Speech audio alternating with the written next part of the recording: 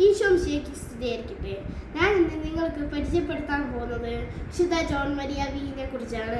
1786 May 8 വിശുദ്ധന്റെ ജനനം.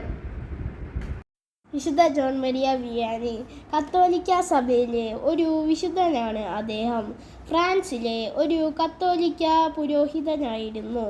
കിഴക്കൻ ഫ്രാൻസിൽ ആർസ് ഗ്രാമത്തിൽ ഇടവക വികാരിയായിരുന്നു അദ്ദേഹം.